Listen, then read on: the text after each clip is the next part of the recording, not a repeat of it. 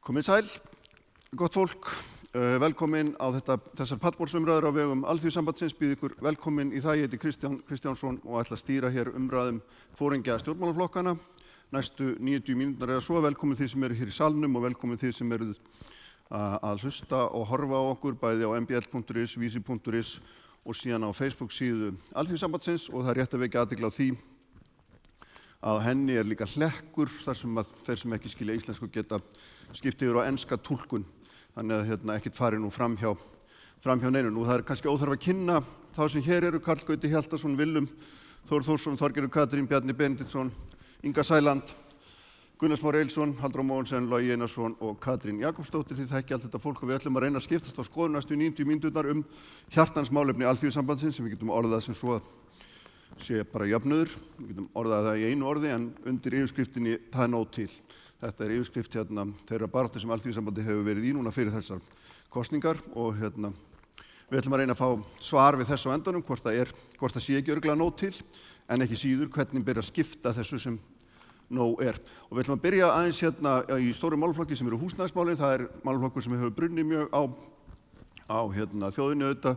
Þekkjum það að húsnæðisverð hefur farið hækkandi 15% á einu ári, skilst mér, og það er erfitt fyrir þá sem að minna hafa milli handana að komast inn á markaðinn. Og við ætlum bara að byrja á því að spyrja, við ætlum bara að byrja á forsætisráðherra, og þá er þetta bara grundvallar spurning: hvernig náum við því markmiði að tryggja fólki öruggt húsnæði á viðráðanlegum kjörum? Og ég veit að margir, meðal annars sósíalistar, hafa sett fram hugmyndir og fleiri, og við fáum þær líka. En Katrín, byrja þú, gjörðu svo vel. Já, takk. Það var auðvitað unnið töluvert verk í þessu kjörtímabilinu með átakshópi húsnæðismál sem var einmitt settur á laggirnar af stjórnvöldum og aðilum vinnumarkaðarins, og þar kom verkalýðshreyfingin inn með mjög ákveðnar hugmyndir sem skiptu verulega miklu máli. Við höfum verið að vinna þessum tillögum síðan, og þær hafa til að mynda skilað því að bæði í ár og í fyrra er verið að byggja meira af íbúðum en hefur verið gert frá hruni, hátt í 4.000 íbúðir. Þriðjungur þeirra íbúða er tilkomin vegna sértækra aðgerða stjórnvalda, og þá er ég að vitna til stuðning stjórnvalda við almenna íbúðakerfið, sem er það íbúðakerfi og húsnæðiskerfi sem verkalýðshreyfingin hefur haft forgöngu að byggja upp, og hins vegar með stuðningi við hlutdeildarlán sem auðvelda tekjulágu fólki að komast inn á eignamarkaðinn. Og okkar stefna í þessu er algjörlega skýr. Við segjum það að öflugt félagslegt húsnæðiskerfi er lykilatriði til þess að tryggja líka aukinn stöðugleika á venjulega íbúða séreignamarkaðinum. Það er að segja að við verðum að tryggja nægjanlegt framboð af félagslegu húsnæði til þess að tryggja það til að mynda að húsnæðisverðið leiði ekki verðbólguna. Við eigum að byggja á þessum grunni. Ég meina, stuðningurinn við almenna íbúðakerfið, þann er að skila sér í því að fólk er að komast inn í leiguhúsnæði á viðráðanlegu verði sem er ekki hagnaðardrifið, og það er alveg gríðarlega mikilvægt. Ég vil bara kalla þetta endurreisn verkamannabústaðakerfisins sem stjórnvöld eiga einmitt að vinna að með verkalýðshreyfingin eins og við höfum verið að gera. Logi, þið hafið lýst yfir að þið viljið endurskoða húsnæðiskerfið. Er eitthvað að því? Ég held að skipti gríðarlega miklu máli að við horfum á þetta til lengri tíma og einbeitum okkur meira að framboðshliðinni.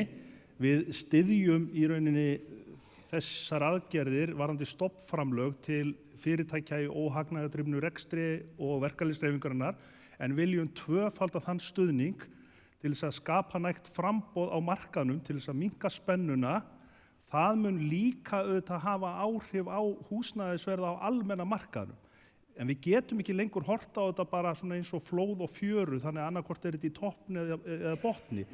Og það er býsna merkilegt líka að við horfum yfirleitt alltaf á þetta með einhverjum átakshætti og komum inn kannski með einhverjar aðgerðir til þess að hjálpa fólki að kaupa íbúð sem að spennir þá upp verðið og skapar í rauninni þessa þenslu sem við erum að lifa í. Er það ekki ykkar stefna að koma inn með átak núna eða hvað? Við viljum til lengri tíma skapa nægt framboð, en við viljum ekki fara að senda ungu fólki eða almenningi einhver gylliboð með hærri lánum eða einhverju skammtíma fixi til að koma þeim inn í íbúðir. Það er annað sem að skipti gríðarlega miklu máli, sem hefur allt og lítið verið hugsað hér á landi líka, og það er að sinna nýsköpun og rannsóknum í byggingariðnaði miklu meira. Við búum við dálítið sérstakar aðstæður. Hér er framleiðni lægri heldur en á Norðurlöndunum, á sama tíma og við búum við mynt sem er sögulega minnst á kosti miklu hærri vextir á heldur en í nágrannalöndunum. Þetta hefur gert það að verkum á meðan að þróun fjölbýlishússins á Norðurlöndunum hefur orðið betra og betra og betra, þá hefur eiginlega eina leiðin hér á Íslandi til þess að skapa ódýrt húsnæði verið með að minnka gæðin. Og við getum ekki sætt okkur við það að fólk sem hefur lægri tekjur búi í annars flokks húsnæði. Bjarni, má ég beinast til þín sömu spurningu það hvernig við tryggjum fólki öruggt húsnæði á viðráðanlegum kjörum. Hvað segir þú það? Já, þetta eru mjög merkileg skref sem hafa verið tekin núna nýlega, almenna íbúðakerfið og stofnstyrkirnir sem fara inn í það. Þeir munu safnast upp yfir tíma og mynda risastóran eiginfjárgrunn sem hugsunin að verði til lengri tíma inn í kerfinu til þess að styðja þá sem ekki ná að komast yfir þann þröskulda að eignast eigið húsnæði. Okkar stefna hefur gengið út á það að hjálpa fólki að eignast eigið húsnæði. Það hefur reynst vel þeim sem hafa getað gert það. Það hefur reynst ein mikilvægasta eignin hjá þeim sem eru komnir á efri ár. Ef við skoðum til dæmis í Þýskalandi þar sem leigumarkaðurinn miklu stærri og almennari, þá eiginfjárstaða eldra fólks í Þýskalandi mun verri heldur en á Íslandi. Húsnæðisþátturinn skiptir þar töluvert miklu máli. Þetta risastórt viðfangsefni. Þess vegna sátum við yfir því í marga mánuði á þessu kjörtímabili með vinnumarkaðnum. Og mér finnst að þessi tvö dæmi sem hafa verið nefnt hérna séu til vitnis að við höfum verið að taka djörf skref. Hérna því velt upp hvort við ætlum að ganga lengra í almenna íbúðakerfinu. Ég hefði frekar sagt að við viljum gera meira til þess að hjálpa fólki að eignast eigin eign.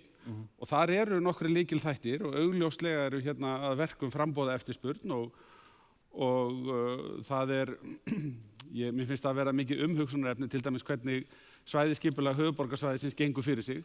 Þar sitja menn saman og horfa á allt höfuðborgarsvæðið og eru að reyna að spá í íbúðaþróun og þörf fyrir nýtt húsnæði. Síðan fara allir heim til sín og gera bara eitthvað allt annað. Gríðarlegu munur á því hvernig unnið í einstaka sveitarfélögum á höfuðborgarsvæðinu sem eiga aðild að svæðisskipulaginu. Ég ætla að halda því hér vel til haga að þrátt fyrir mikilvægar aðgerðir á þessu kjörtímabili í húsnæðismálum sértækum úrræðum, þá ekkert sem skiptir jafn miklu máli eins og lágir vextir. Og þetta nýja lága vaxtastig sem við búum við núna hefur tryggt að tugþúsundir Íslendinga hafa náð að endurfjármagna sín lán, stórbæta þannig afkomu heimilanna og þetta í raun og veru staðan sem við verðum að ná að standa vörð Það ekkert sem hefur jafn mikil áhrif eins og þetta eitt og sér á húsnæðismarkaði. En finnst þér þessar hugmyndir sem bæði Katrín og Logi að tala fyrir að auka stuðning við félagslega íbúðakerfið, endurreisa verkamannabústaðakerfið, það eitthvað sem þér hugnast ekki eða hvað? Jú, við tókum þátt í því í þessari ríkisstjórn einmitt að fara þessa nýju leið almennu íbúðana. Það sem ég bara að benda á að langflestir, þegar þeir eru spurðir, vilja eignast eigið húsnæði og þar eru fólk í leigu. Og við eigum að finna leið til þess að mæta væntingu fólk sem vill eignast eigið húsnæði. Og þar skipta þessi þættir að það sé jafnvægi á milli framboðs og eftirspurnar, að við náum að tryggja lága vexti, við horfum á byggingarkostnaðinn, ég tek undir það sem kom hérna fram áðan. Við til dæmis feldum niður vörugjöld af byggingarefni hérna fyrir nokkrum árum síðan. Ríkið var að taka toll af byggingarefni sem við erum hætt að gera núna. Karl Gauti, sama spurning til þín, hvernig tryggjum við fólki húsnæði á kjörum sem viðráðanleg eru? Þetta snýst að mínu mati og að rjúfa þá sjálfveldu sem húsnæðismarkaðurinn í, sem byggist aðalega á skorti á lóðum. Það hefur verið mikill skortur á lóðum hjá mjög mörgum sveitarfélögum hérna á höfuðborgarsvæðinu og þess vegna hefur nú verið meira byggt hérna í nágrenninu eins og Akranesi, Selfoss og í Reykjanesbæ og fólki hefur mikið til farið þangað og það þarf að rjúfa þessa sjálfheldu og jafnvel að skylda sveitarfélögin til þess að bjóða upp á lóðir, vist margar kannski á ári, eitthvað slíkt og síðan miðflokkurinn með tillögur það að aðstoða fólk á sem vilja til þess að eigna sitt húsnæði með hlutdeilda framlagi úr fjárfestingarsjóði fasteigna og þetta eitt af þessum nýju réttindum sem við erum að kynna núna fyrir þessar kosningar að allir geti eignast fasteign sem kjósa. En við erum auðvitað líka fylgjandi því að félagslega íbúðakerfið eflist þar við hlið. Þið eru fylgjandi því líka. Já. Inga, hvernig hugrast þér þessar raddir? Þú vilt tala fyrir flokk fólksins sem tala gjarnan fyrir þá sem minnst mega sín. Ég get alveg sagt þér það að þetta bara alveg svakalega hólur hljómur og skrítið ekko hérna inni. Já. Við skulum bara átta okkur á því að þessi staða sem við erum í dag einfaldlega mannanna verk. Ef það hefði verið einhver vilji til þess að byggja upp hér verkamannabústaðakerfi þá búið að gera það fyrir löngu. Ef það hefði verið einhver vilji til að sjá þá neikvæðu þróun sem orðin á húsnæðismarkaðnum í dag, ef það hefði einhver verið vilji til þess, þá búið að laga það fyrir löngu. Og við höfum fylgt því eftir, jafn óðum, í stað þess að láta þetta gjörsamlega fara á böndunum eins og nú orðið. Við skulum nefna þegar við að tala hér ítrekað unga fólki, að gefa ungu fólki tækifæri til þess að komast inn á fasteignamarkaðinn. Hvað erum við að gera við ungt fólk til að gefa því kost á því að fara í þetta svokallað greiðslumat? Jú, við erum með kreditinfo, við erum með ungt ólánssamt fólk sem hefur tekið skammtímalán, einhver smálán eða hvað annað sem og hangir í snörunni á kreditinfo í minnst okkur 4 ár. Þar sem einhver völva, eða hvað heitir þetta nú aftur, einhver kona frá Delphi, jafnvel, að spá það hvað eru mikla líkur á því að þessi ungi einstaklingur hér nú eftir að lendi í vanskilum á næstu 4 árum. Nei, hann getur ekki fengið lán. Hvernig viltu bæta úr þessar stöðingar? Nú, ég vil náttúrulega bara byggja verkamannabústaðakerfi sem að Katrín var að benda hér á áðan. Ég vil bara gefa fólki kost á að eignast þak yfir höfuðið, fæði, klæði og húsnæði. Það eru grundvallar mannréttindi í samfélaginu. Þannig að það með ólíkindum að hver silkihúfan upp á annarri, þeir sem hafa verið hér við stjórn, láti eins og þetta hafi bara allt í einu bara poppað upp og þetta sé bara allt í einu orðið svona og svo segja þau, auðvitað þarf að laga þetta. En af hverju hefur það þá ekki verið gert? Það ekkert mál að laga þetta. Þetta mannanna verk og eina sem þarf að framkvæma í stað þess að tala. Gunnar Smári, það er allir orðið sósíalistar, allir byggjum félagslegt íbúðakerfi. Nei, ekki allir sem í því. Það er engin andmælt í allavega? Nei, það var meira hugmyndur það að reyna að örva einhvern veginn markaðinn í vonum að hann myndi leysa vandamál þeirra sem eru í vestri húsnæðiseklunni.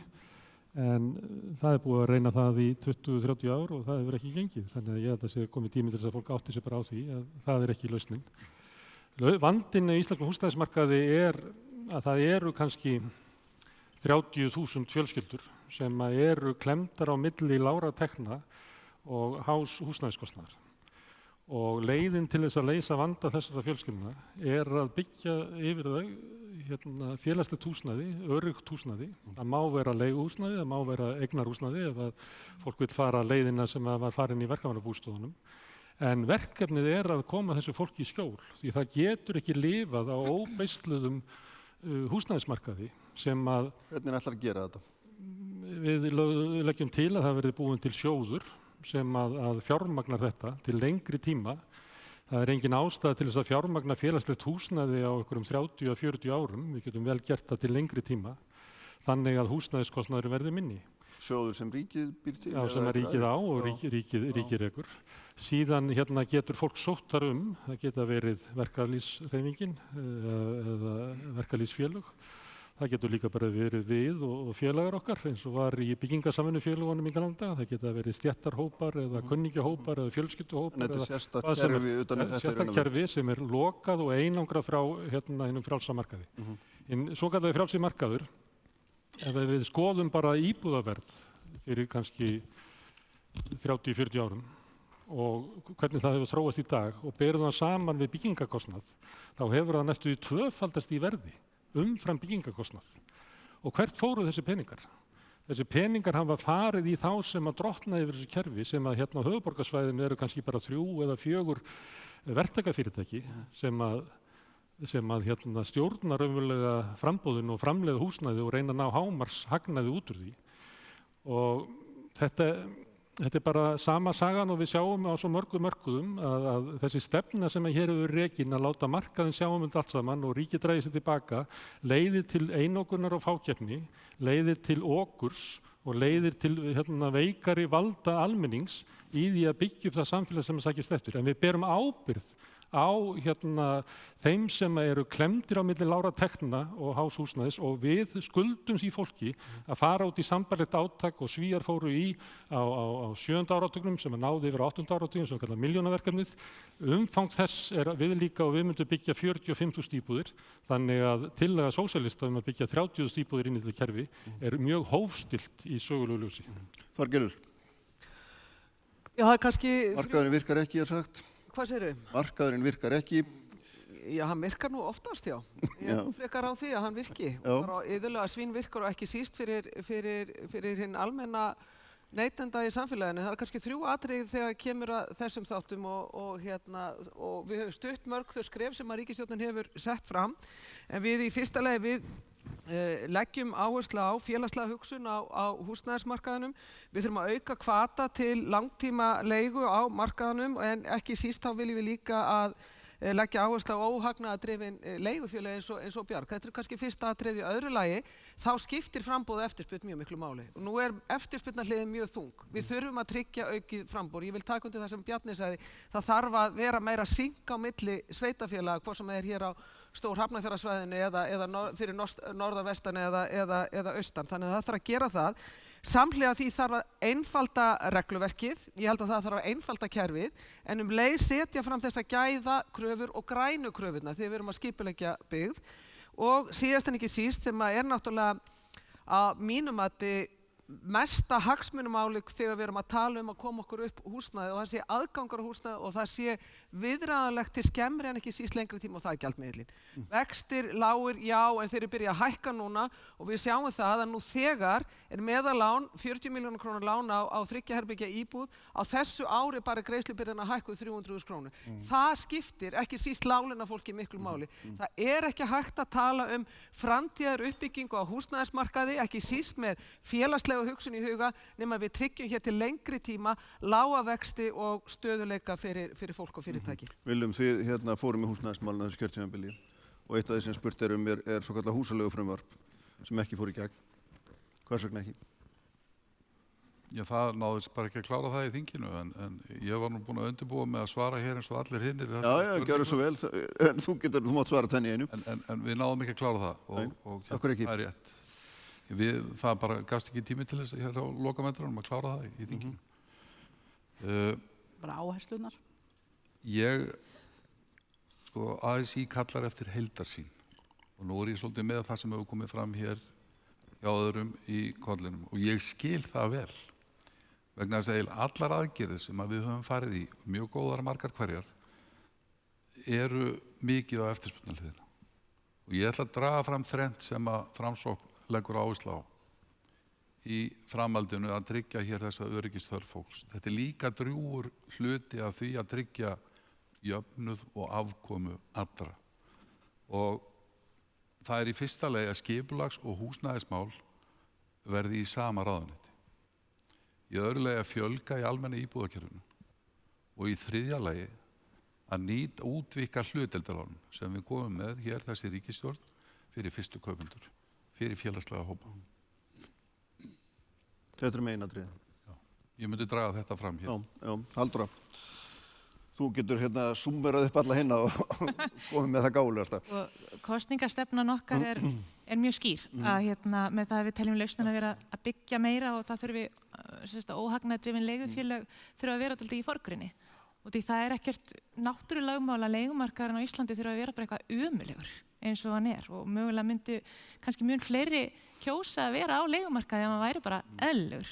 Að frekar heldur en öll þessi áhersla á að kaupa, það hentar ekkert endilega öllum og við eigum ekkert að vera að stýra öllum að fara að sögja leið. Við eigum frekar bara að bjóða upp á einhverja valmöguleika í samfélaginu. Einhvern veginn tekst borgum eins og Vínaborg, það sem er með 60% íbúa í félagslegu húsnæði, einhvern veginn tekst heima vera með heilbrigðan og góðan leigumarkað, þannig að þetta er alveg hægt. Við Píratar viljum endurhanna húsnæðiskerfið eins og hefur verið talað hér enda húsnæðismál svona stærsta kjaramál okkar Íslendinga. Og líka bara rosalega stórt efnahagsmál. Þannig að í stað þess að stoppa í götin á núverandi kerfi þá viljum við bara hugsa þetta heildstætt og hugsa þetta frá grunni og ég held að það sé bara gríðarlega mikil þörf á því. Svo þurfum við líka bara að byggja skynsamlega og það kemur að því, ætlum við að vera endalaust að dreifa byggðinni eða ætlum við að þétta byggð meira út af því að það kostar okkur miklu meira að vera að dreifa byggðina á þennan hátt og við þurfum að horfa til þess að okkur að fjölga og við þurfum að fara að byggja skynsamlega. Þannig að þetta svona helstu svo bara félagsbústaðirnir. Að þeir eiga að vera valkostir fyrir öll sem búa í sveitarfélögum landsins. Örstutt áður við lokum þessu bara eftir þeirri röð sem ég gefið ykkur fram, sko, mér finnst samhljómur verið því hjá öllum að þarf að stýra þessum markaði miklu meira. Byggja meira, jú, en það þarf að stýra þessum markaði miklu betur. Er það samhljómur allra?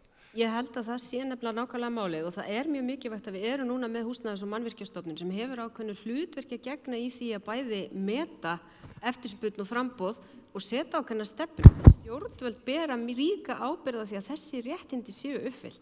En svo ætla ég bara að fá að segja það því að ég var að hlusta hér á alla og finna ákveðin innblástur og ég held að ef við skoðum bara byggingasögu okkar Íslendinga, að því við erum hér í dag hjá Alþýðusambandinu, þá hefur þetta verkalýðshreyfingin gegnt alveg gríðarlega mikilvægu hlutverki. Ég bý sjálf í blokk sem félag símamanna byggði. Kennararnir byggðu næstu blokk og prentararnir byggðu hina blokkina. Og þetta eru blokkir sem eru vel byggðar og þar hugsað fyrir gæðum og þar hugsað fyrir fjölskyldum og þetta byggt af verkalýðshreyfingunni. Og ég held að það sé ekkert ég myndi segja að það væri mjög spennandi valkostur að verkalýðshreyfingin var ekki eingöngu að horfa á leigufélag sem mér finnst vera að gera frábæra hluti, heldur líka að horfa til þessa eignamarkaðar til lengri tíma. Logi, þú varst búin að biðja um orðið og svo bara áfram. áfram. Já, auðvitað þurfum við að skapa þennan stöðuleika með stöðugu langtíma frambóði til lengri framtíðar. Við erum með fólk upp í Seðlabanka sem að fikta í gjaldeyrisölu og gjaldeyriskaupum til að halda genginu okkur stöðugu. Ég meina, af hverju erum við ekki með svipað fyrirkomulagi á húsnæðismarkaðunum til að tryggja að það sé ekki spenna á markaðnum? Og svo ítrekka ég það sem ég sagði áðan að því að Bjarni nefndi lága vexti. Það er eitru blanda að vera með lága framleiðni og háan fjármagnskostnað. Og þrátt fyrir tímabundi lága vexti á Íslandi þá þeir miklu hærri heldur en í nágrannalöndunum. Þannig að ég held að besta leiðinu til að skapa betri skilyrði fyrir gæða byggingar á viðráðanlegu verði væri auðvitað að vera með mynt sem að tryggði langtíma lága vexti. Bjarni, þessi var beint í þín. Já, meðum ekki tala voða lengi þessari rúm. Ég ekki alveg vissum að raunvextir á Íslandi séu mikið hærri heldur en annars staðar. En það sem ég vildi minnast á er eitt atriði sem við ræddum töluvert á þessu kjörtímabili og náðum ekki að klára. Það var tilgreinda séreignin sem var í sérstöku frumvarpi sem strandaði í þinginu. Og þar var verið að vinna með þá hugmynd að menn gætu tekið hluta af sparnaði sínum í þennan tilgang og ég held að við hefum mikið eftir að ræða í samhengi við lífeyrissparnaðinn og jöfnun á lífeyrisréttindum milli markaða. Það er óbáslega mikil spenna í tengslum við þetta mál en þarna var í lífskjarasamningunum búið til nýtt sparnaðarform sem átti að geta nýst til þess að létta fólki íbúðakaup og við náðum ekki að klára það og það býður okkar að halda þessu samtali áfram. En ert þú í grundvallaratriðum sammála þeirri staðhæfingu minni, Bjarni, að það þurfa að stýra þessum markaði betur? Já, ég meina, það er skrifað út í lögin. Ég meina, hvað heldur að svæðisskipulag höfuðborgarsvæðisins sé annað heldur en skuldbinding að vera að horfa á stóru myndina. Ég finnst það bara ekki vera að virka nægilega vel. Og ég er enda mjög hugsi yfir því að við skildum hérna fyrir bráðum 3 árum síðan hafa setið saman öll og allir aðilar sem að geta hér vettlingi valdið og við erum samt ennþá í þessu samtali. Við erum samt ennþá að telja krana. En svo sannarlega værum við ekki í þessu samtali ef ég hefði verið í þinni stöðu, Bjarni. Það er alveg hreint. Við værum ykkur allt öðru samtali þá. Nákvæmlega, Willum, örstutt þetta áfram.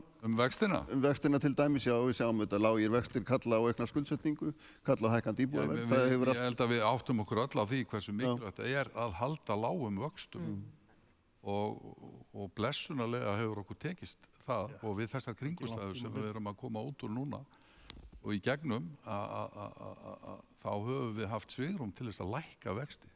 Það er afar mikilvægt og nýtist öllum, alveg sama hvar við erum og hvað við erum að kljást við. Verðbólga og vextir eru samt hærri hér heldur en annar stað núna á COVID-tímum. Og þetta sé tiltölulega lágt í sögulegu samhengi vextirnir að þá eru þeir byrjar að hækka eins og ég segi og það bitnar mest ekki síst á láglauna fjölskyldum. Allur þessi ófyrirsjáanleiki sem að gjaldmiðillinn býður upp á. Stöðugleiki. Inga? Já, takk. Mér langar nú að benda til dæmis á það að Flokkur fólksins mælti nú fyrir frumvarpi það á COVID-tímum þar sem að allar forsendur voru fyrir því að nú færum við að sjá verðbólguna fara á stað að einhverju leyti aftur og síga yfir þetta verðbólgumarkmið Seðlabankans. Það var nú lítið gert með það eins og svo margt annað af þessum 40 þingmannamálum sem Flokkur fólksins hefur mælt fyrir. En það breyti ekki þeirri staðreynd að við vorum að mæla fyrir því að afnema verðtryggingu á neytendalán til þess einmitt að staðan kæmi ekki upp sem hún að benda á hérna Þorgerður Katrín að fjölskyldur sem síst skildi, þeir sem að berjast fyrir því að koma sér þak yfir höfuð og vallan á endum saman og í basli með að greiða af eignunum sínum, var ekki að takast á við núna 4,3 til 6% verðbólgu ofan á allt heila klappið. Þannig að ég ítreka bara eina ferðina enn. Þetta stjórnvöldum að þakka, þetta stjórnvöldum að kenna, þetta mannanna verk. Karl Gauti. Ég ætla bara að segja varðandi stýringuna, það er nú ekki allt komið þó að menn fara að stýra ykkur. Við sjáum þetta nú og það sem veldur hækkandi fasteignaverði náttúrulega þetta svelti sem á sér stað hér sérstaklega í Reykjavík, í höfuðborginni. Það sem að ekki verið útluta nægilega mörgum lóðum og það verið að þétta byggð. Þannig að slík stýring, hún ekkert endilega því hún góða. Það sem við þurfum að skylda sveitarfélögin til að útluta fleiri lóðum til að verði fara að lækka og það kemur öllum vel, öllum, hvar sem þið standa. Halldóra og svo Gunnar Smári, þá lokum við þessum kafla. Mér langar heila bara til að leggja áherslu á það að við erum aðilar að alþjóðasamningum og eins og til dæmis samningu Sameinuðu þjóðanna efnahagsleg, félagsleg og menningarleg réttindi og bara okkur ber skylda, líka bara samkvæmt okkar eigin stjórnarskrá, okkur ber skylda að tryggja það að fólk hafi, eins og hún Inga sagði áðan, fæði, klæði og þak yfir höfuðið. Og húsnæði. Þannig að þetta skiptir bara opaslega miklu máli og þetta á að vera í forgrunninum og þetta á að vera áherslumál þegar að ný ríkisstjórn kemur saman og bara til framtíðar að passa það að það hafi allir aðgang á húsnæði sem hendar þeim á viðráðanlegu verði, hvort sem það er á leigumarkaði eða til þess að eignast sjálf. Þetta skiptir öllu máli. Gunnar Smári, þú lokar þessum kafla stutt. Já, ég skal taka undir með nokkrum. Það slaufa á þetta. Ég tek undir með Ingu Sæland að ástand svona því að við völdum að hafa það svona og við getum alveg valið að hafa það öðruvísi. Þannig að við erum ekki bundin í einhverju svona nauðarstöðu. Ekki náttúrulega. Mér finnst það líka gott sem að Katrín segir og er að benda á tímann þegar byggingamarkaðurinn var valdreifðari og byggði fyrir fólki sem ætlaði að búa í íbúðunum, sem miklu betra fyrirkomulag heldur en að 3 verktakafyrirtæki búi eitthvað til einhverja markaðsvöru og dæla út á markaðinn. Það kemur bara betra húsnæði út úr þessu. Halldór tók dæmi af Vín, það er 60% sem er í félagslega kerfinu. Ef að þetta er vandamálið að félagslega kerfið eru lítið og þar leðandi eru allt og margir sem eru að þjást á einum svo kallega frjálsa markaði, segjum að við ætlum bara að stefna 30% sem er svona með því minna í okkar nágrenni. Að þá dugar ekki áætlun sem segir að 20% af byggingamagninum eigi að vera félagslegt húsnæði. Það dugar ekki að vera með svona, jafnvel þótt að við erum að stefna 20%, að þá getum við verið með normal húsnæðismarkað árið 3000 og eitthvað. Þannig ef við ætlum að laga húsnæðismarkaðinn, þá verðum við að gera stór átak og það komið þessari þjóð sem stæri svo ofta því að geta gert átak þegar áþarf að halda. Fólki sem að þjáist á hinnum miskunnarlausa húsnæðismarkaði, það þarf á að halda og það kallar eftir því að við gerum stór átak í því að leysa það út úr fjötrum. Ljómandi, við skulum fara okkur aðeins yfir, ég veit að það er bratt en förum aðeins yfir í heilbrigðismáluna því að þau eru líka gríðarlega mikilvæg og eru stórt mál hjá Alþýðusambandinu og þetta öllum, aðgangur að heilbrigðisþjónustu að sjálfsögðu og það sem auðvitað blasir við í því er að við höfum verið að ræða kannski rekstrarformið mikið og það er auðvitað sem skiptir máli. Ætlum við að verja þetta opinbera kerfi, viljum við blanda kerfi, viljum við færa kerfið lengra frá hinu opinbera og svo framvegis og það er þetta sem við ætlum að reyna að leita svara við hjá stjórnmálaflokkunum. Nú skulum við byrja hinum einn, Karl Gauti, ef þú vilt byrja á þessum málaflokki hvernig sjáið þið þetta fyrir ykkur, hvernig sjáið þið það gerast við náum því markmið að tryggja öllum jafnan aðgang að heilbrigðisþjónustu án þess að tekjur hafi áhrif og ég held ég blandi það líka inn í mjög mikilvægan þætti sem er líka búseta því hún skiptir gríðarlegu máli þegar þessu kemur. Já, takk fyrir að fá að svara þessu fyrstu vegna þess að við erum með alveg nýja nálgun einmitt í heilbrigðismálum þar sem að kemur þessum 10 nýju réttindum sem við erum að bjóða upp á og eitt stór þáttur þar og mjög mikilvægur og hefur fengið mikið og jákvæðar undirtektir alls það sem ég hef farið. Það er það að bjóða fólk upp á almenna heilbrigðisskimun sem flestir vita nú hvað þýðir að öllum eldri en 40 og þeim sem kjósa sem yngri. Og þetta auðvitað framtíðin og það er alveg einkennilegt að íslensk þjóð. Ekki COVID-skimun. Nei, þetta er ekki COVID-skimun, ég átta mig á því. Nei, almenn heilbrigðisskimun fyrir alla. Það er að segja að fólk geti á einhver ára fresti, við nefnum 3 ár, geti farið til læknis, það sem þessi skoðaðir, bara eins og þú fyrir með bílinn í skoðun og það sé farið yfir heilsu viðkomandi og menn hafa nú talað ristilspeglanir sem ekki ennþá komnir í almenna skimun. Við höfum góða reynslu á krabbameinsskimunum sem hafa bjargað fjölda mannslífa og slík heilbrigðisskimun, ef hún verður sett á, hún myndi náttúrulega bjarga fjölda mörgum mannslífum og ekki síður myndi hún spara stórfé vegna sjúkdóma sem eru greindir og seint. Þannig að við erum mjög stolt að kynna þessa nýju hugmynd okkar heilbrigðisskimun sem að sjálfsögðu ekkert ný.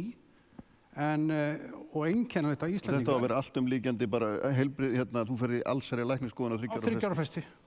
Og það er þér að kostnaðarlausu.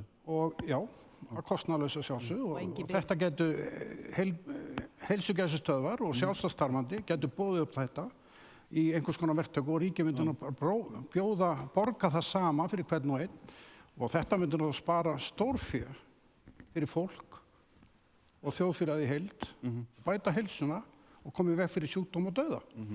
Willum, vilt þú vera næstur hvernig náum við því markmið að tryggja öllu fólki jafnan aðgang að heilbrigðisþjónustu og óháð efnahag og búsetu? Já, það eru auðvitað klárlega markmið og held ég hjá okkur öllum.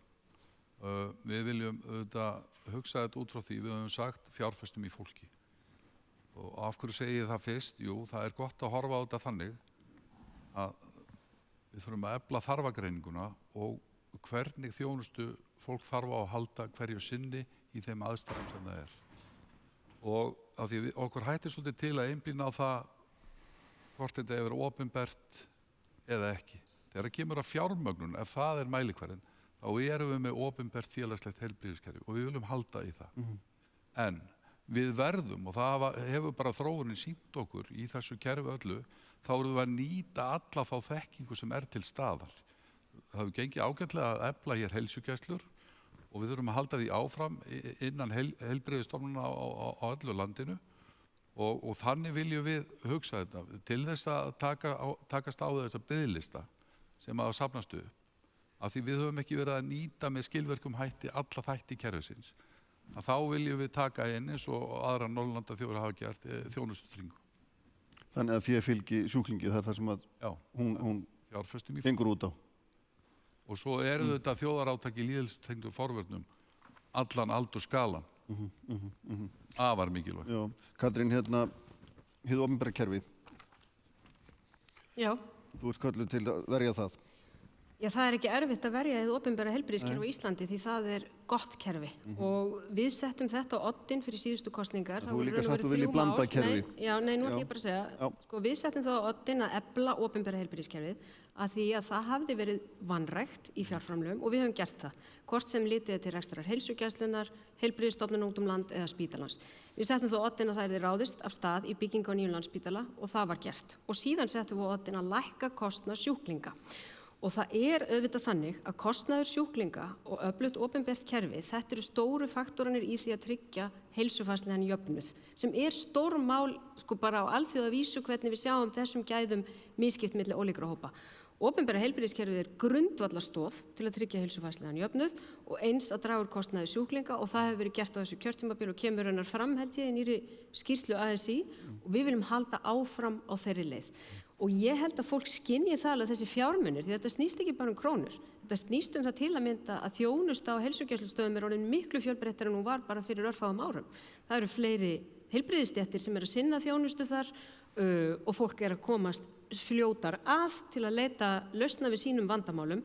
Þannig að þetta er auðvitað algjört lykilatriði til að tryggja heilsufarslegan jöfnuð. Og við ræddum mikið heilbrigðismálin fyrir síðustu kosningar og það er ekki hægt að horfa fram hjá því að fjárframlög hafa líka aukist sem var nú stór mál, kosningamál 2016 og 2017. Hvort sem litið er til króna og aura eða hvort sem við lítum á útgjöld sem hlutfall af vergri landsframleiðslu eða sem per haus í landinu. Ég vil líka fá að taka undir með Willum að því við tölum mikið heilbrigðisþjónustu en við verðum líka að tala heilsu. Og við verðum að velta því fyrir okkur og það tengist líka bara húsnæðismálum og gæði húsnæðis, samgöngumálum, hvernig við tryggjum það að heilsa sér hluti af okkar stefnu, hvort sem í samgöngumálum, skipulagsmálum, menningarmálum.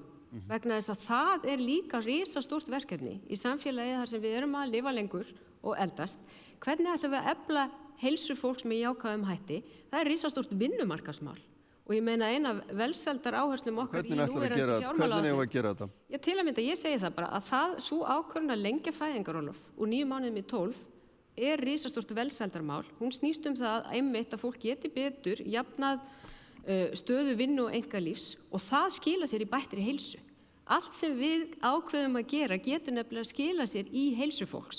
Ef við erum að leggja of mikið álag á fólk, of mikla streitu, þá auðvitað skilar það sér í heilsu. Og ég veit við erum búin að vera mjög upptekin af heimsfaraldrinum og hann hefur svolítið tekið yfir umræðan heilbrigðismál. En þetta auðvitað framtíðarmál hvernig við ætlum líka að stuðla ekki bara frábæri heilbrigðisþjónustu, öflugri opinberri heilbrigðisþjónustu og heilsufarslegum jöfnuði heldur líka bara góðri heilsu. En þú vilt blandað heilbrigðiskerfi, þú hefur sagt mér það hér áður. Já, og ég meina það blandað heilbrigðiskerfi, það blandað heilbrigðiskerfi, en það snýst skiptir auðvitað máli hvernig það gert og það hefur nú mikið verið rætt hér samninga við sjálfstætt starfandi sérfræðilækna og töluvert ágreiningur dregið upp í kringu það. Þá megum við nú ekki gleyma því að Ríkisendurskoðun, sem nú ekki pólitískt afl, skilaði bara mjög afgerandi áliti það að síðustu samningar, þeir hefðu bara ekki staðist skoðun. Á þeim hafi ekkert þak verið og það þyrfti að skilgreina miklu betur þörf ríkisins og við höfum sagt fínt, klárum þessa samninga en við þurfum að gera það samkvæmt því sem Ríkisendurskoðun hefur bent á, það að segja að það sé skilgreind ykkur þörf fyrir þjónustuna sem eiga að kaupa. Já, Logi, hefur Katrín tekist að standa vörð hið opinbera heilbrigðiskerfi á þínum mati? Já, sko, þetta nú ekki jafn einfalt eins og að horfa bara á það fjármagn sem hefur farið í kerfið núna til aukningar vegna þess að fólki fjölgar, við fáum fleiri ferðamenn og þegar búið að leiðrétta fyrir slíku þá þetta sáralítil breyting. Ég get auðvitað tekið undir með margt sem hún að segja hérna. Ég held til dæmis að það að búa fólki betra líf með lengingu fæðingarorlofs, með hærri barnabætur til barnafjölskylda, allt mun þetta verða til þess að draga úr líkum og fólk þurfi á þungri heilbrigðisþjónustu að halda. Þannig að almenn velsæld fólks auðvitað lykillinn að því. Ég held að það sé algjörlega bráðnauðsynlegt að við stöndum vörð hið opinbera kerfi til þess að treysta aðgang allra að því og við þurfum þá að bæta fjármagn inn. Við þurfum líka að ráðast gegn undirmönnun sem hefur komið í ljós að áberandi víða í kerfinu. Við þurfum að teygja okkur miklu betur til fólk sem ekki býr í þessum kjörnum hér í Reykjavík og Akureyri og það náttúrulega óboðlegt að fólk verði annarflokks þegnar bara við það eitt að velja sér búsetu utan þessara þéttbýlisstaða. Þannig að við þurfum að koma betur á móts við það. En fyrst og fremst verður einhvern veginn að standa vörð hið opinbera kerfi. Við erum með blandað kerfi auðvitað að því leyti að það eru fjölmargir góðir aðilar sem að sinna fyrir okkur einstökum þáttum, sjálfseignarstofnanir eins og SHA og sérlæknar sem að standa, en við þurfum líka að muna það að þetta ekki samkeppnismarkaður eins og fólk væri að reka verslun niður í bæ. Þetta greitt af hinu opinbera og þetta öðruvísi markaður, þannig að það passa það að það verði ekki einhver krani sem hægt að opna fyrir og það sem bjarg mikið eftirlit eftir yfir þessu markaði. Inga, má ég biðja taka? Ég núna alveg að það líði yfir mig, sko. Nú já, ok, við skulum nú bjarga þér frá því. Já, takk fyrir það. Maður eiginlega alveg hættur að vera hissa, sko. Fagurt galaði fuglinn sá. Þannig að eina sem ég búin að hugsa hérna bara klingi í hausnum á mér alveg síðan við byrjum að ræða þetta. Skýrðu það nánar. Ég skýrði það nánar að í þessu heilbrigðiskerfi, þessu frábæra heilbrigðiskerfi eru alveg ótrúlega margir flöskuhálsar sem hefur ekki gengið að brjóta á bak aftur, því miður. Alveg sama hvað við tölum í þessu heilbrigðiskerfi og undir þessari stjórn, að búa hérna núna 140 eldri borgarar í svokölluðum fráflæðisvanda, ef ég get sagt þetta, útskriftarvanda á Landspítala Háskólasjúkrahúsi. Ótrúlegt hvernig verið að spara aurinn og fleygja krónunni hvað það varðar vegna þess að þetta dýrasta leguúrræði sem við getum fundið á öllu landinu. Á undanförnum árum búið að leggja af fullbúnar skurðstofur út á landsbyggðinni. Við erum að tala hvað getur við gert til þess að mismuna ekki fólkinu okkar eftir búsetu að komast að læknisþjónustu. Við erum að færa alla læknisþjónustuna hingað til Reykjavíkur á Landspítala Háskólasjúkrahús. Og svo eru allir hissa þó að safnist hér upp biðlistar. Ég ekki hissa. Það búið að leggja af skurðstofu, sjúkrahús og þjónustu á Sauðárkróki, Vestmannaeyjum, Suðurnesjum. Það búið að henda Sankti Jós líka, það ekki einu sinni að vinda ofan að því hneyksli. Þetta voru fullbúnar aðstæður af fagfólki sem tók utan fólkið í sinni heimabyggð og veitti þeim aðstoð og veitti þeim faglega þjónustu. Við erum að tala SHA nefnir Logi hér, sjúkrahúsi Vogur, þar sem við höfum ekki ennþá tekið utan fíknisjúkdóminn og viðurkennt hann inn í heilbrigðiskerfið sem sjúkdóm. Og 600 einstaklingar eru þar enn á biðlista eftir innlögnum á sjúkrahúsi Vog til að fá hjálp. Þetta Ísland í dag, eitt af 10 þjóðum veraldar. Þetta það sem það býður fíklunum sínum. Hugsa sér að það deyja 12 til 14 einstaklingar á hverju einasta ári á þessum biðlista. Og til að bíta hausinn á skömmunni, þá höfum við verið að senda fólk á biðlistum sem eru að drepast í mjöðminni eða hnénu og þarf að fá liðskipti til Svíþjóðar og greiða fyrir það 3 sinnum meira heldur en við getum gert hér heima. Ég veit ekki hvernig hægt að syngja fagran söng í kringum þetta kerfi. Mér bara algjörlega hulin ráðgata. En það eins með þetta eins og allt annað. Þetta mannanna verk. Bjarni, þetta hörð gagnrýni á kerfið sem þú hefur staðið í að fjármagna undanfarin ár og var áhugavert að þarna... Það allt öðruvísi ef ég var í stöðuna. Allt öðruvísi. Það alveg ljóst. Það var áhugaverð grein eftir hann Gylfa Soga það hvernig hægt var að meta fjárframlögin til heilbrigðiskerfisins í ljósi bara launabreitinga á þess að þá væri innspýtingin í miðað við þjónustuna kannski minni en við höfum haldið. Já, allt miðað við ákveðnar gefnar forsendur vænta þjónustu þörf spítalans fram á við reiknað og svo framvegis mjög hátimbraðar niðurstöður eins og ég horfi á það. Staðreyndin sú að við höfum verið að setja meira af því sem við höfum úr að spila í heilbrigðismál. Við höfum aldrei sett jafn hátt hlutfall af tekjunum í þennan málaflokk. Og þetta áskorun. Það eru allar þjóðir sem standa frammi fyrir gríðarlegri áskorun á þessu sviði. Við erum líka eldast sem þjóð. Ef fólki finnst heilbrigðiskerfið dýrt í dag, þá ég bara með skilaboð. Þetta verður dýrara í framtíðinni. Það mun kosta meira.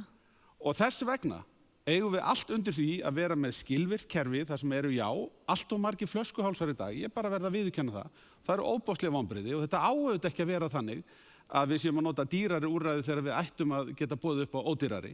Þannig að mín skoðun sú að það virðist vanta betri heildarstýringu á heilbrigðiskerfið þannig að við náum að láta þessi ólíku úrræði spila betur saman.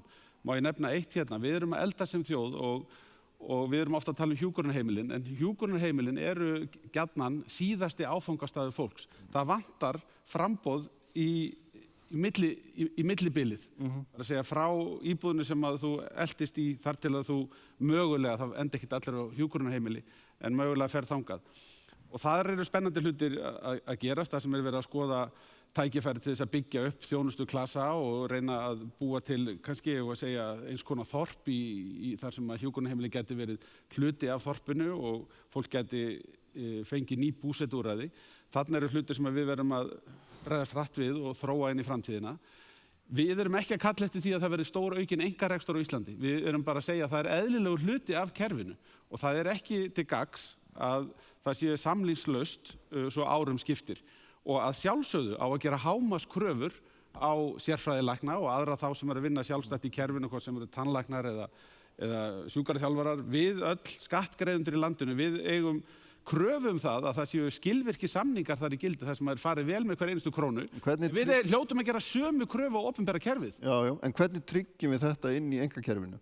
Eftirlitið með gæðunum og að við séum að verja fjármununum með réttum hætti. Hvernig tryggjum við þetta? Við þurfum bara að verða betri í því að við erum ekki nógu góð í því í dag. Ég meina, það þarf bara einfaldlega eftirlit eins og með allri annarri þjónustu sem að hið opinbera að kaupa.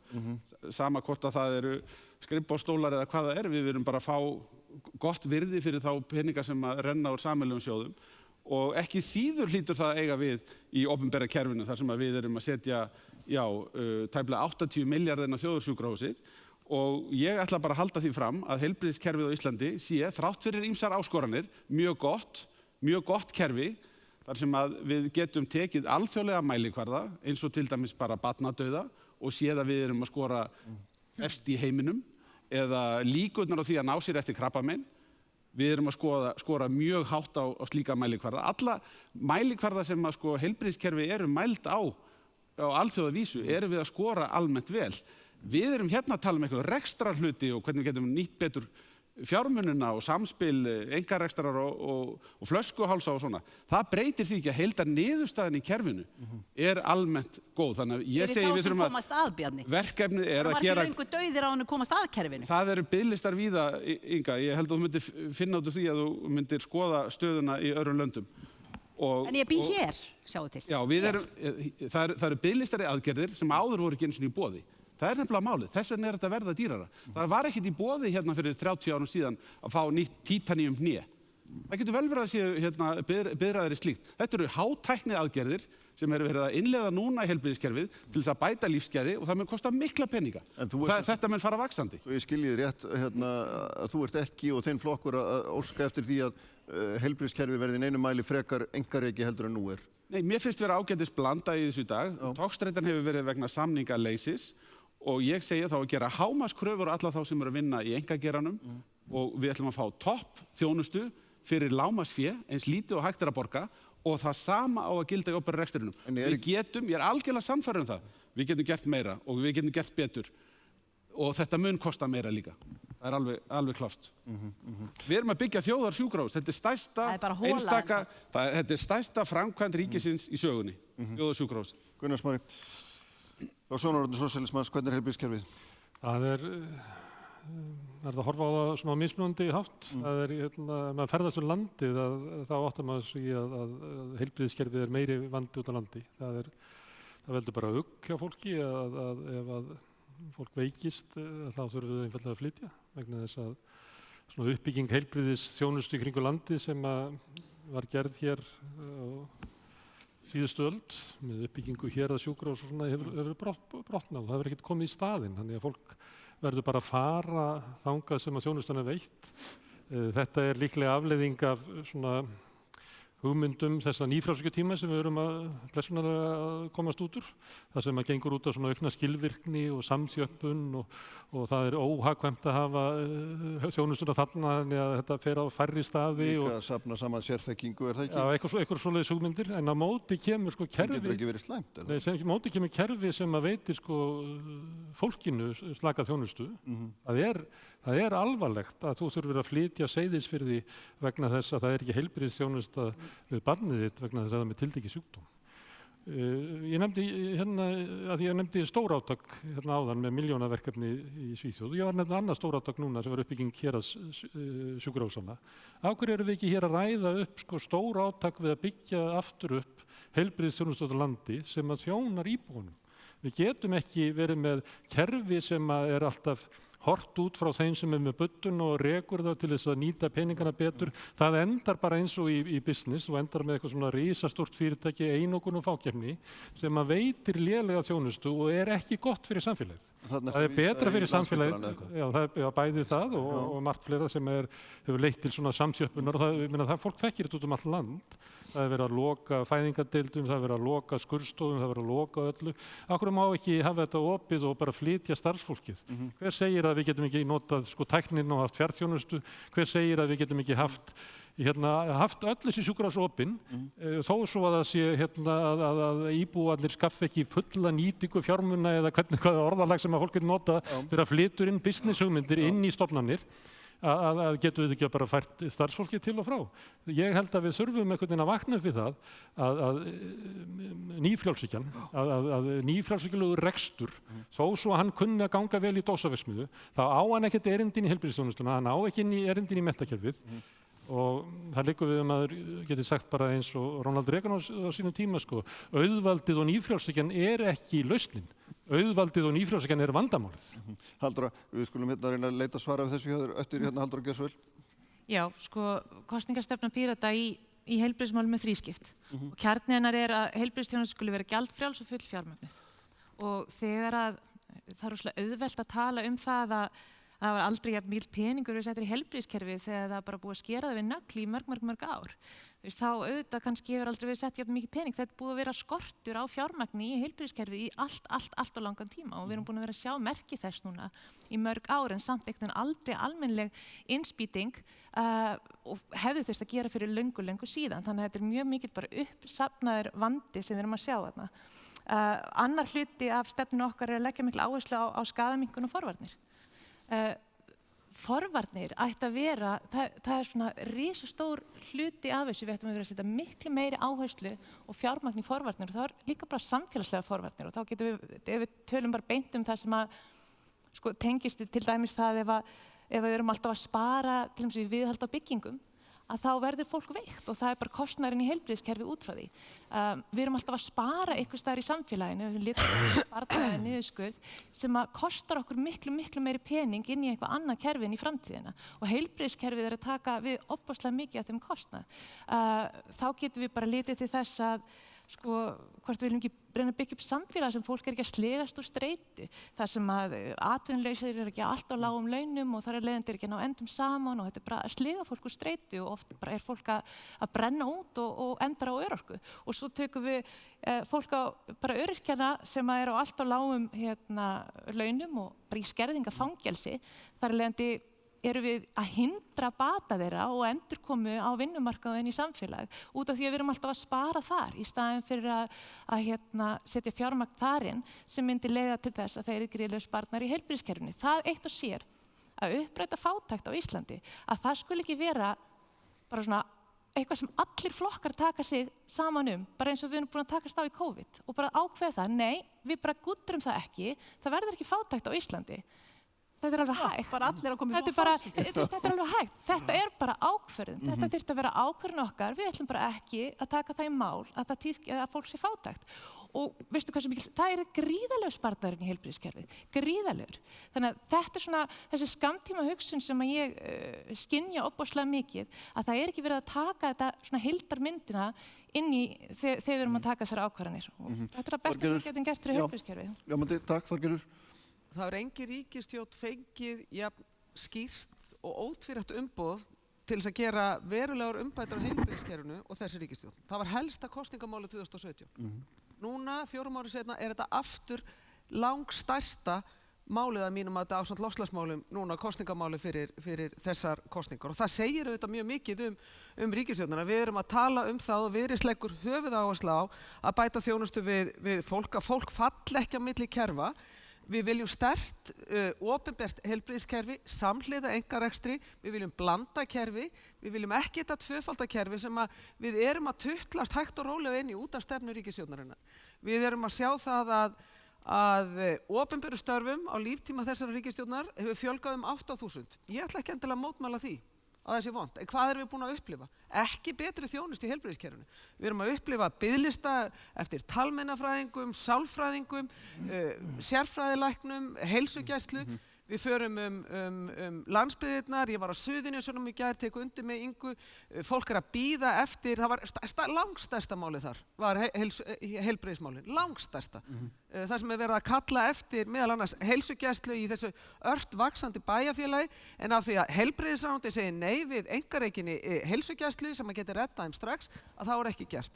Þetta er dæmi svona ákveðin þvergirðingshátt sem að fer gegn þjónustu fólksins og þetta skiptir öllu máli. Það er þjónusta við fólki, þetta snýst ekki um það að einkavæða heilbrigðiskerfið eða arfæða og það er það sem að skiptir mjög miklu máli þegar við erum að tala um og ég skil ákveðnar áhyggjur fólks þegar að segja, heyrðu, á þetta bara að fara allt út í eitthvað enga business. Við verðum að ávarpa það sérstaklega með því að ýta undir, ég held að Bjarni eða einhver hafi fengið spurninguna hvernig gerum við þetta, við gerum það með því að styrkja sjúkratryggingar. Sjúkratryggingar gera mjög skýra samninga, þjónustu, kröfur þjónustu, gæði og svo framvegis og eftirlit bæði gagnvart einkareknum aðilum sem opinberum aðilum. Þetta er alveg hægt og þetta er alveg með ólíkindum að þetta sé afrakstur 4 ára ríkisstjórnar sem að fékk þetta ótrúlega sterka umbúð og skýra skilaboð frá kjósendum síðast. Þannig að það þarf að gera miklu, miklu meira og ég að lokum vil ég segja varðandi heilbrigðismálum, við eigum að einmitt að fara í forvirku aðgerðirnar, ríkisstjórnin er búin að fá fullt af tækifæri til þess að gera það. Að undirstrika meðal annars að andleg líðan sé jafngilt líkamlegri. Við samþykktum allir flokkar að niðurgreiða sálfræðiþjónustu. Það er stórt mál, meðal annars hjá Öryrkjabandalaginu og fleiri, því það eykur aðgang, greiðir aðgang, ekki síst þeirra sem hafa litlar tekjur, námsmanna og svo framvegis að sálfræðiþjónustu. Ríkisstjórnarflokkarnir hafa ekkert gert með þetta, ekki neitt. Katrín, þú sem forsætisráðherra, af hverju er alltaf þjapað saman í Reykjavík og fara langt frá fólkinu? Þetta er krefjandi spurning sem við þurfum að svara. Já, það er alveg rétt og hluti af því er sko þetta svo ákvörðun að byggja hér upp hátækni sjúkrahús.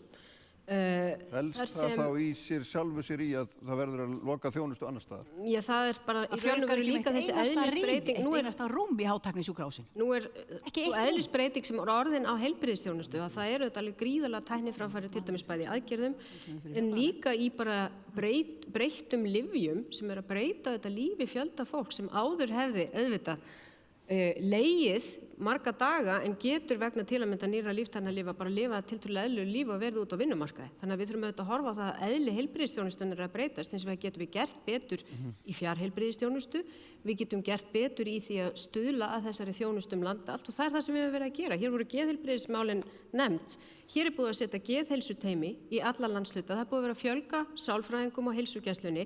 Þeim hefur fjölgað, þeir hafa farið úr það bil 30 í rúmlega 60 bara á þessu kjörtímabili af því að við erum að setja geðheilbrigðismálin í forgang.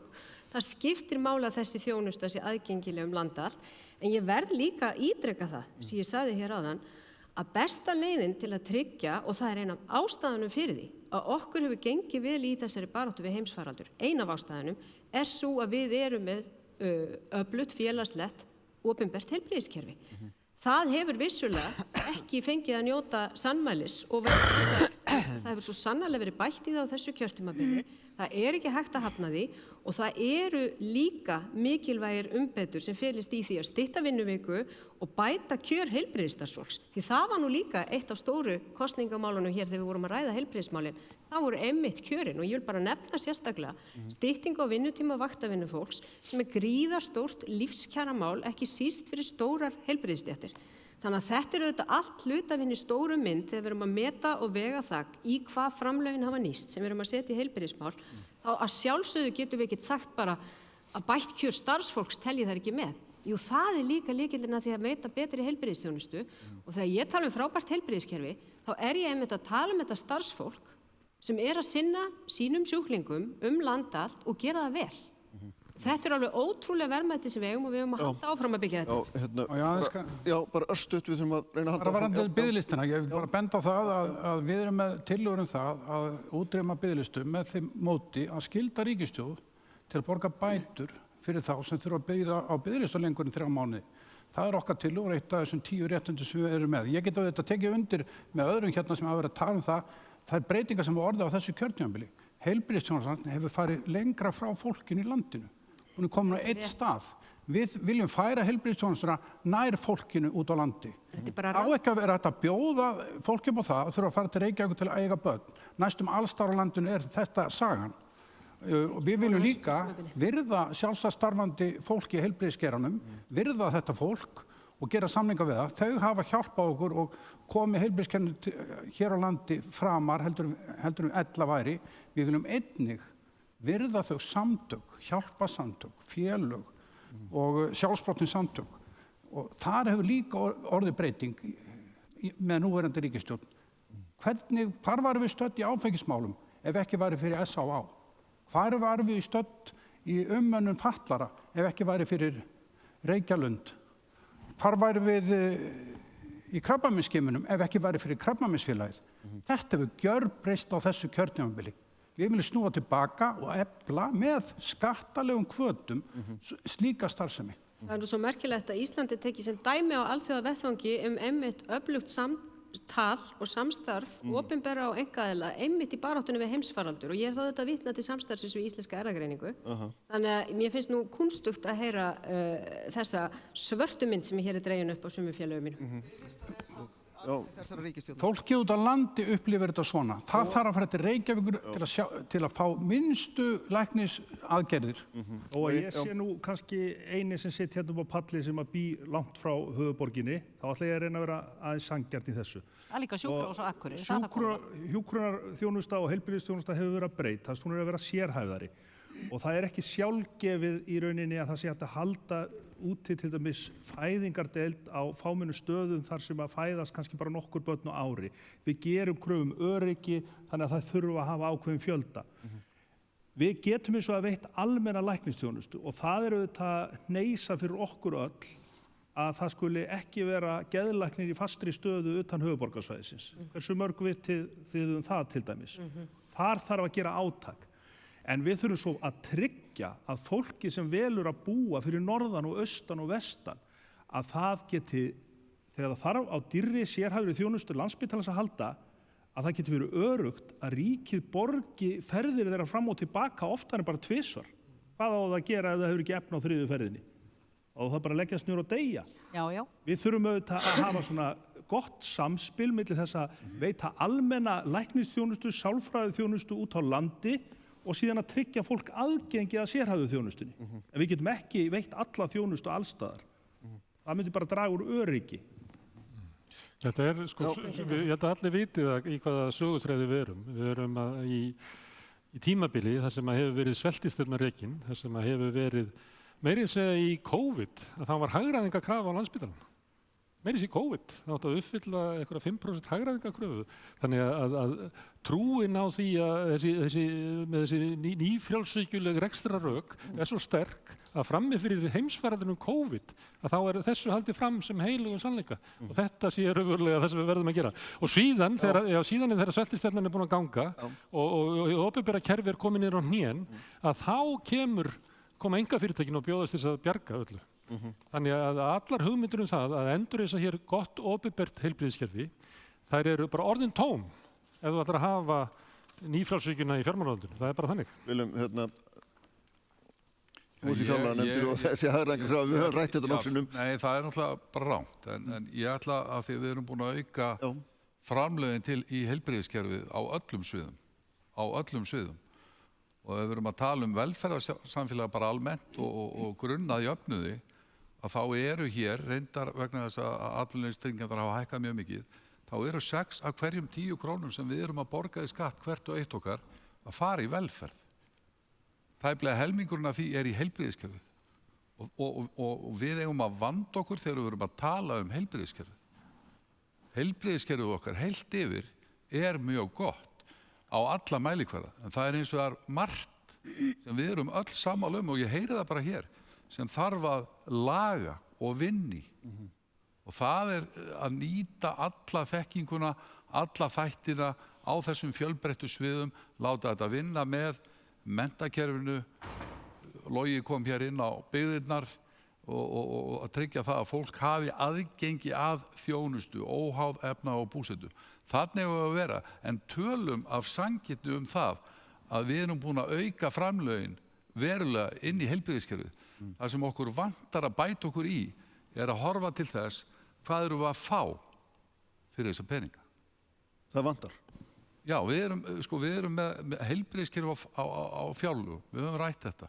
Þetta er einhver tala, þetta er mikið rætt í tengslum við Landspítalann. Hver er hinn eina rétt að tala? Það er fjárþörf. Það þarf að gera margt og við höfum lagt okkur fram það að auka framlögin inn í þetta kerfi allt saman. Og það var engin hagræðingarkrafa látin hamla einu í þessari starfsemi.